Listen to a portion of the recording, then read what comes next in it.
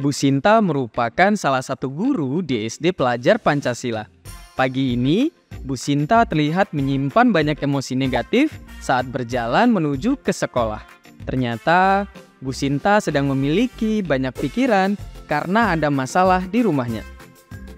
Sampai di sekolah, Bu Sinta segera disibukkan dengan berbagai pekerjaan administrasi yang sudah menumpuk. Dari mulai mengecek asesmen peserta didik sampai menyusun agenda rapat guru di sekolah. Hal ini membuat Bu Sinta semakin tidak tenang dan cemas. Bu Sinta juga tentunya memiliki tanggung jawab untuk mengajar di kelasnya. Namun, kondisi di kelas hari itu sangat tidak kondusif. Terlihat ada beberapa peserta didik malah asik bercanda dan tidak memperhatikan saat pembelajaran berlangsung. Pada saat itu juga, Bu Sinta langsung memarahi peserta didiknya. Bahkan kepada salah satu peserta didiknya, Ahmad, yang sebenarnya menjadi sasaran lelucon teman-temannya. Ibu dan Bapak guru, apakah pernah mengalami atau menemukan situasi seperti Bu Sinta? Kira-kira apa ya dampak perilaku Bu Sinta pada peserta didik?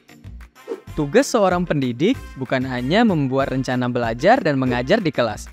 Namun, penting juga bagi pendidik untuk dapat memahami kondisi dan kebutuhan peserta didik. Jangan sampai karena kita sibuk dengan pemikiran kita sendiri dan tidak bisa meregulasi emosi dengan baik, kita tidak dapat melihat dan memberikan bantuan kepada peserta didik. Sehingga mereka mencari pelarian dengan menggunakan obat-obatan terlarang. Harus kita pahami bahwa perilaku dan emosi yang kita tunjukkan akan memberikan dampak bagi peserta didik. Pendidik harus bersama dengan peserta didik, bukan hanya sekedar bertemu di sekolah, bercakap-cakap, atau hanya mengajar di kelas saja. Perlu ada kegiatan bersama antar peserta didik dengan bimbingan dari para guru, sehingga ada kesempatan untuk mengamati mereka dari dekat. Melakukan kegiatan bersama, bercakap-cakap, dan membimbing secara konsisten.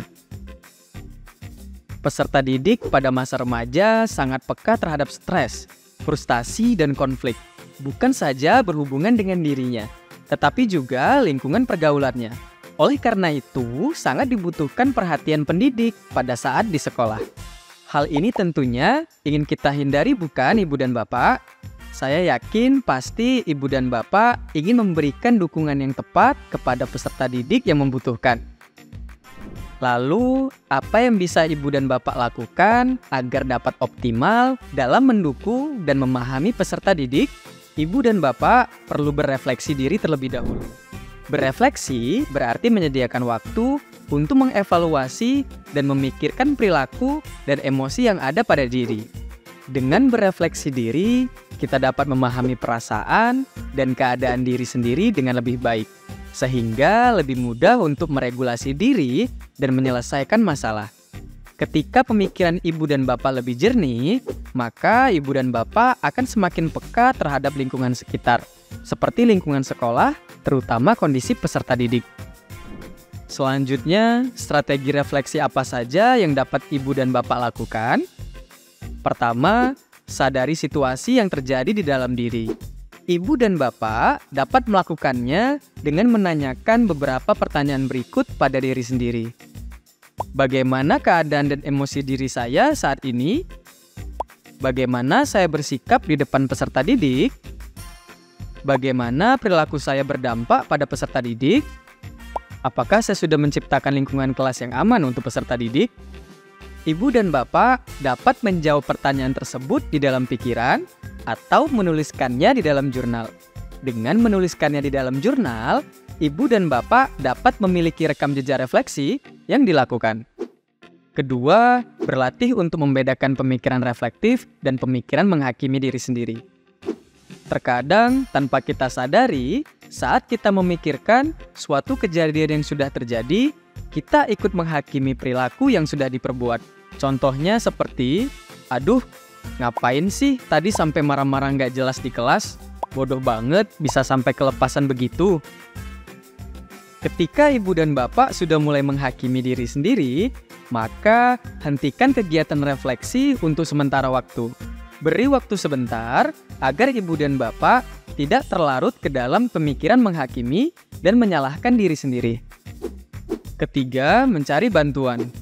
Jika merasa kesulitan untuk memulai refleksi, ibu dan bapak dapat meminta bantuan rekan guru lainnya untuk melakukan observasi saat ibu dan bapak mengajar di kelas.